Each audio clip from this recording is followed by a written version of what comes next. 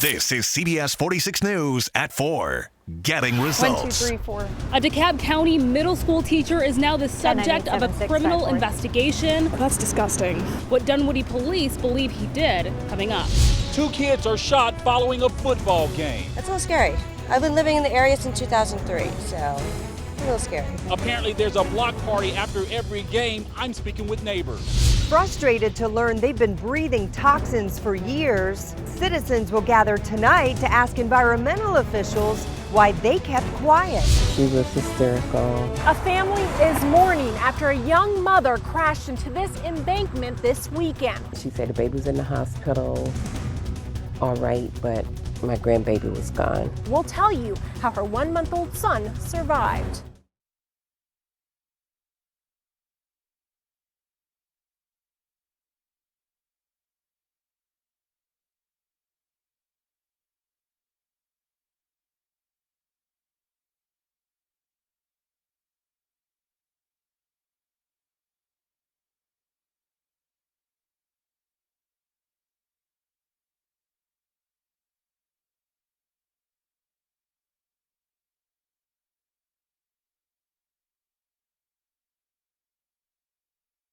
This is CBS 46 News at 4.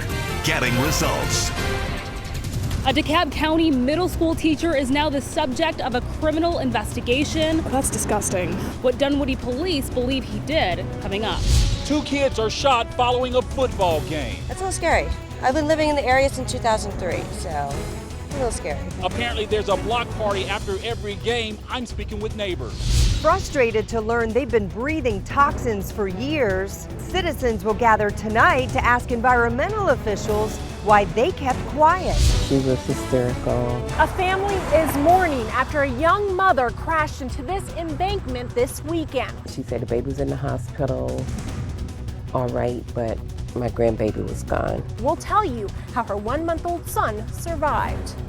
But first at 4, we are in storm mode with 3 active severe thunderstorm warnings right now. We're looking at the radar, and it's peppered with everything. It's good afternoon. I'm Sean Gables. Yeah, it's lit up. Hi, everybody. I'm Mike Dunstan. And for Thomas, right now there is some really nasty weather out there in Fulton, Forsyth, and Cherokee counties. Chief Meteorologist Jennifer Valdez is tracking it all, and right now let's check in with her to get your pinpoint forecast. Oh, Jen? Yeah, and this has really been affecting North Georgia for the past hour or so. Very heavy downpours, but on top of that, we've seen wind gusts up to 60 miles an hour and hail up to the size of quarters. Some of these storms even capable of producing $half size hail. So seeing a lot within them. Going to get to some of those warnings right now. The newest one issued for portions of northern Fulton County as we head into Cherokee County and Forsyth County. This is until 4:30. Whenever you see those pinks and those dark reds on radar, that tells us there is the potential of hail. And within this thunderstorm, we could see hail up to the size of quarters. Again, 60-mile-an-hour winds, lots of lightning and very heavy downpours. We're going to turn the lightning off here so you can get a better look at that storm as we track it south, moving to the south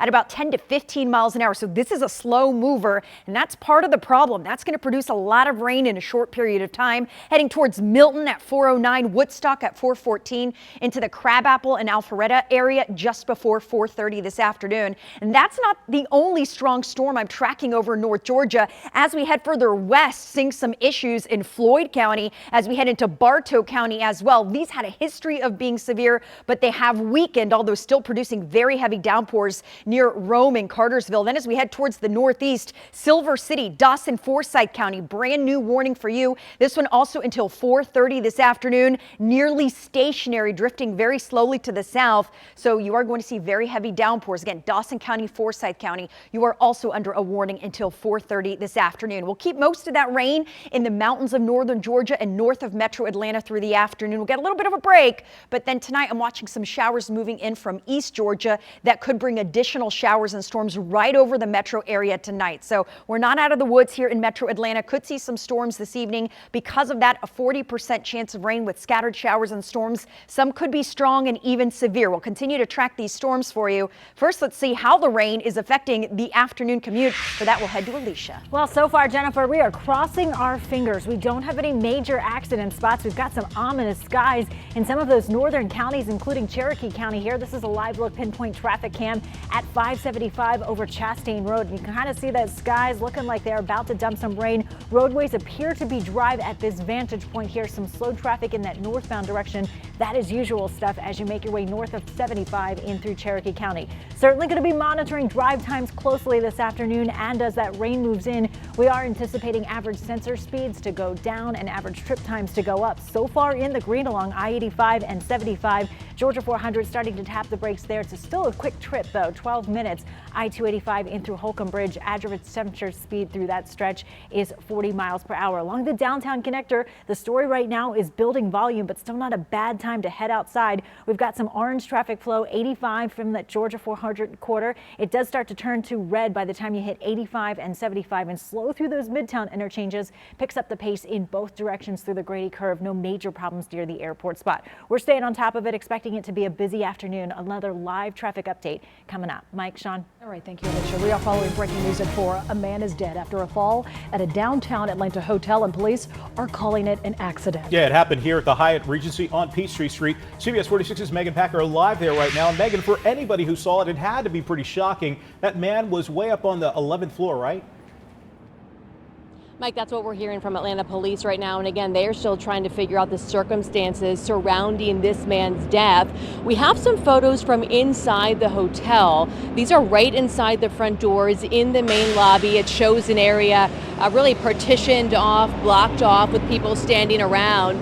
Now, Atlanta police really right now are only saying that it appears the man accidentally fell from the 11th floor and that they are still investigating the circumstances. Moments ago, I just received a statement from the hotel general manager. It says the safety and security of our guests and colleagues is a top priority at Hyatt Regency Atlanta. We are saddened by the event that occurred at our hotel, and our thoughts go out to all of those who have been affected by this terrible situation. We are assisting the authorities investigating the matter. All questions should be directed to the Atlanta Police Department. I can tell you we have reached out to APD a few times. Again, no updates from them at this point this afternoon. At this point, we know one person is dead from an apparent accidental fall here at the Hyatt Regency here downtown.